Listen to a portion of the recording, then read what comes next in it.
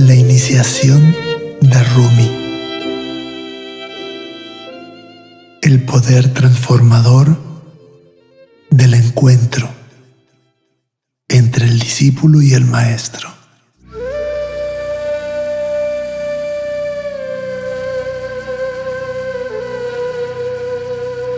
Los ojos de un maestro miran hacia adentro. Es una sola y poderosa mirada. Proviene de lo profundo de esa nada interna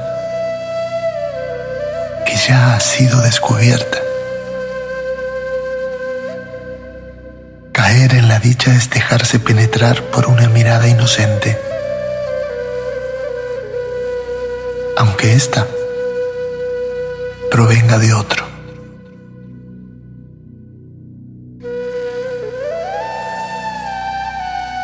Cualquier cosa puede ocurrirle a un buscador espiritual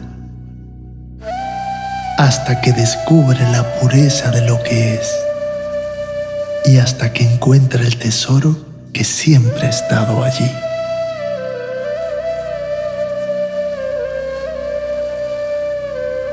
Es esa mirada maestra, la que no tiene pensamientos, y que cuando apunta al discípulo, produce un divino despertar de la conciencia.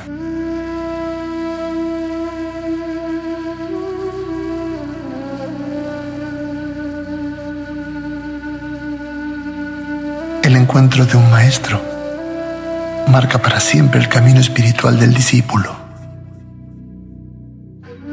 Maestro significa inspiración para morir.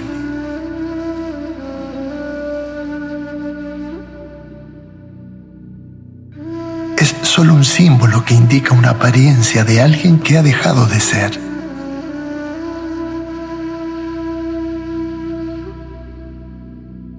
Discípulo significa apertura a lo divino,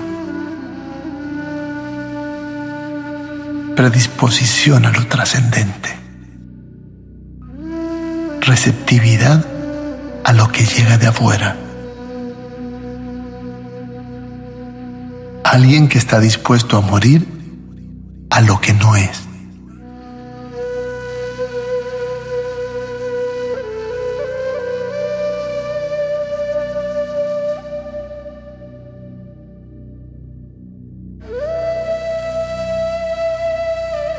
Como muchas historias de maestros y discípulos, son historias de amor puro. Esta particular historia se tiene en alta estima en círculos sufíes. Según ella, la mañana del 15 de noviembre de 1244, en una pequeña ciudad de Turquía, Rumi, que tenía entonces 37 años, se paseaba sobre un caballo, una mula o un asno. No se sabía muy bien qué era. Ni eso es lo importante para lo que ocurriría momento después. Lo importante era el hecho de que estaba a una cierta altura del suelo.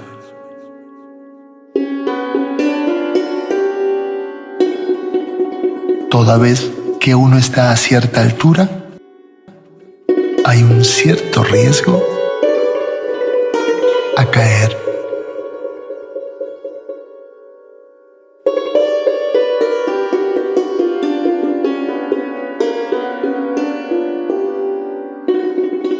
Rumi iba por un camino hacia el concurrido mercado de los mercaderes. Y de improviso, como sucede en todo aquello que nos llega para transformarnos, sucedió algo indescriptible. Los ojos de Rumi se toparon por un momento con la mirada de un maestro. Era un derviche vestido de negro que pasaba a caballo justo a su lado.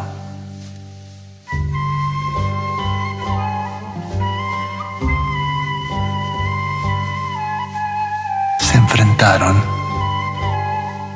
se miraron. Fue un cruce accidental que se convirtió en un encuentro de almas.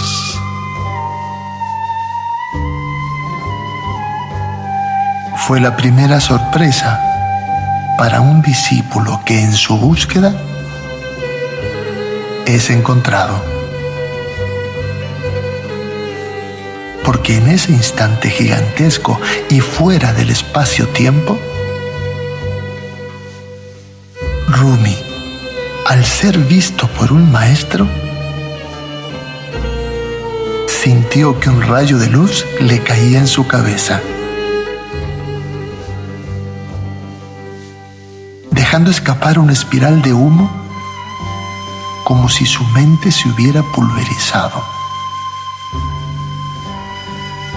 Lanzó un fortísimo grito y cayó al suelo fulminado. Había sido tumbado por la mirada pura del maestro.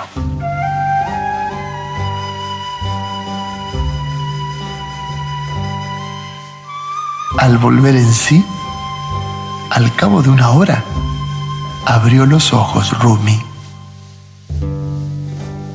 y se encontró con el rostro sonriente del maestro, que no se había separado ni un instante de Rumi.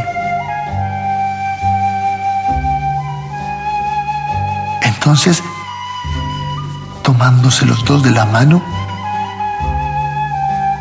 Rumi se levantó y ambos se encaminaron hacia la escuela.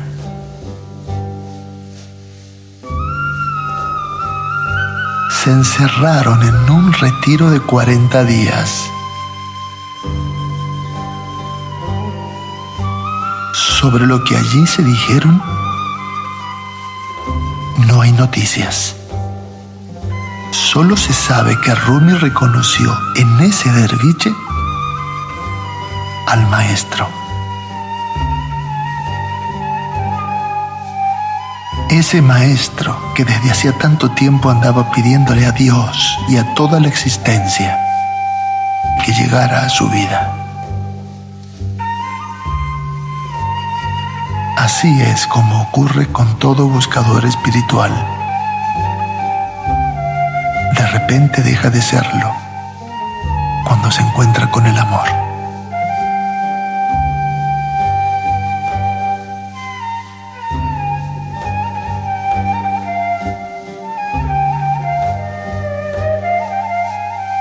Rumi vio en ese maestro el guía inspirador que podía ayudarle a trascender su mente y a conocer la realidad.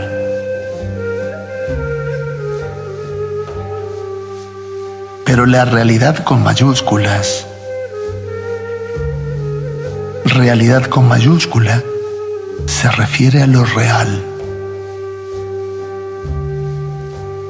Porque la realidad con minúsculas es un subproducto de la ilusión y la dualidad.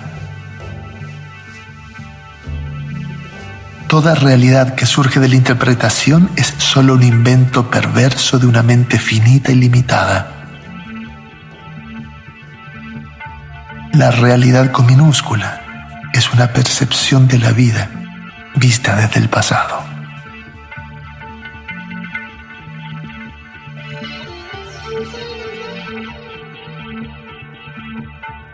Lo que buscas te está buscando a ti. Reza uno de esos versos estáticos que Rumi cantaría más adelante.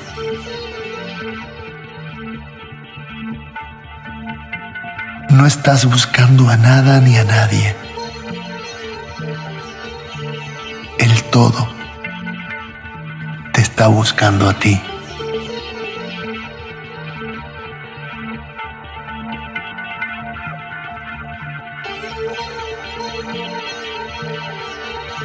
El encuentro de las miradas de Rumi y su maestro ha sido definido como la confluencia de los dos océanos, dos inmensas vastedades llenas de lo divino, dos almas divinas que se reconocen mutuamente.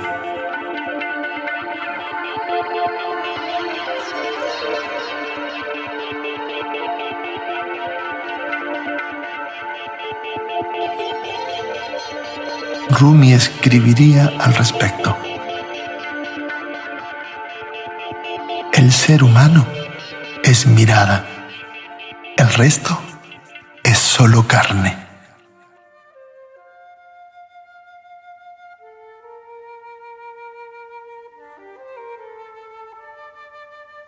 ¿Y a qué clase de conocimiento accedió Rumi en ese momento único y trascendente?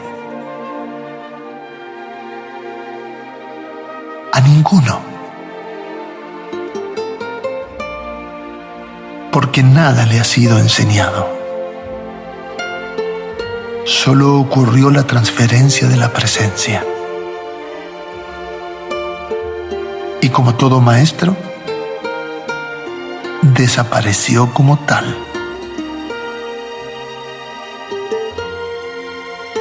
Porque la libertad espiritual requiere de auténticos maestros que hayan trascendido la dependencia.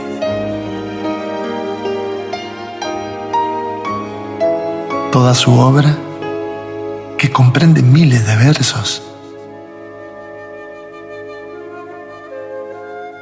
en un canto al único real,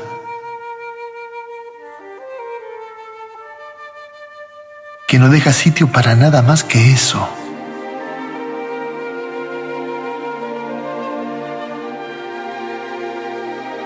Que no deja espacio para ninguna definición que surja de la dualidad.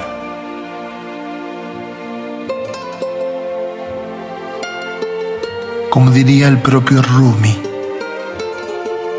solo él tiene derecho a decir yo.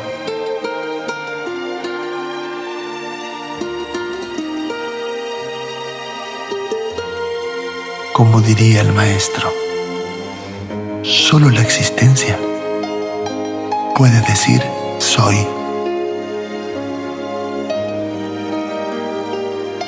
Ante esa realidad, cuya naturaleza es conciencia y amor, se derritió toda su existencia tal como antes la conocía. Excepto el amor, todo se desvanece. Reza otro verso de Rumi.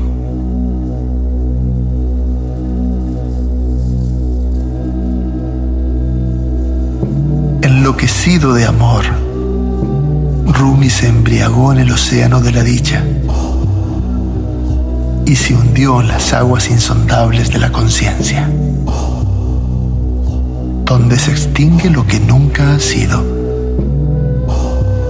y donde permanece lo que nunca ha dejado de ser.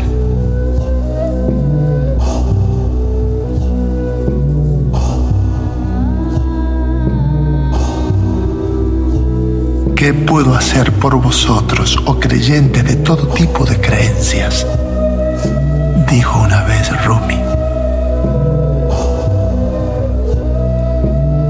Pues solo puedo compartir una cosa: que no me reconozco a mí mismo. Ya no sé quién soy.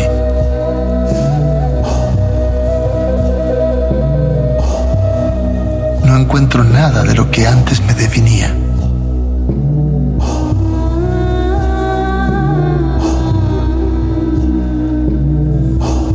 No soy cristiano, ni judío, ni musulmán. No soy del este, ni del oeste, ni del norte, ni del sur.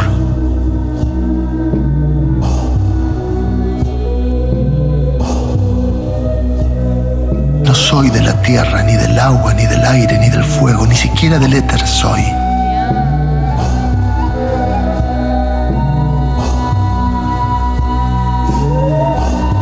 No soy del polvo, ni de la existencia de las estrellas, ni de la esencia.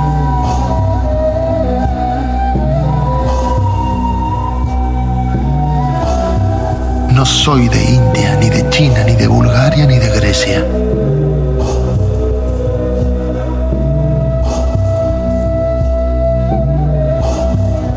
No soy de este mundo, ni del próximo, ni del paraíso, ni del infierno. No soy de Adán ni de Eva, ni vengo del Edén, ni voy a ninguna parte. Mi lugar es el no lugar. Mi pisada no deja rastro.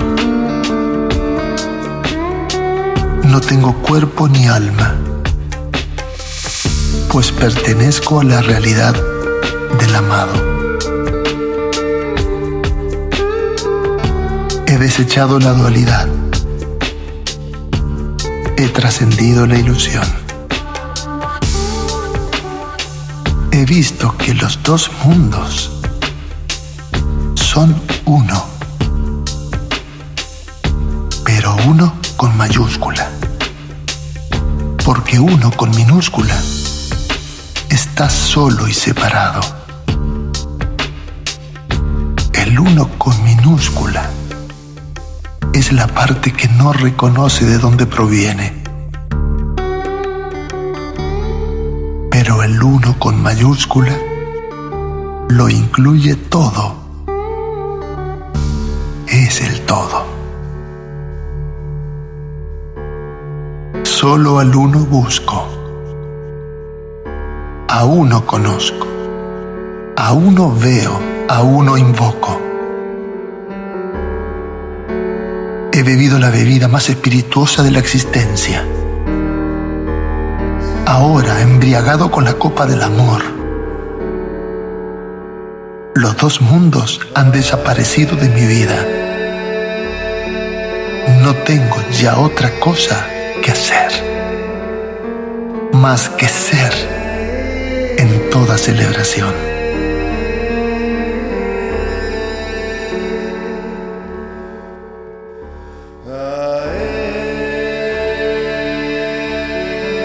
Pasó el tiempo.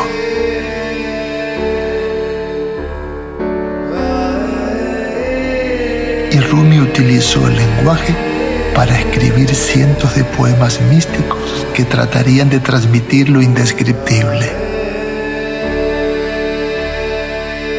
Un día se encontró con gente que le conocía desde antes de aquella caída y le preguntaron: ¿qué te ha ocurrido, Rumi?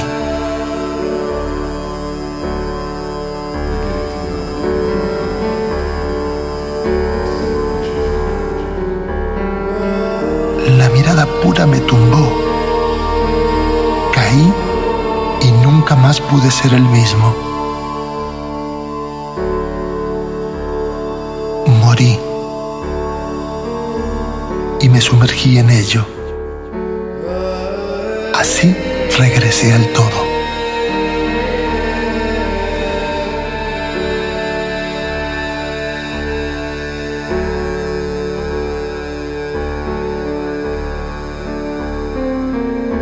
Es la historia de un buscador que se hizo discípulo, que dejó de serlo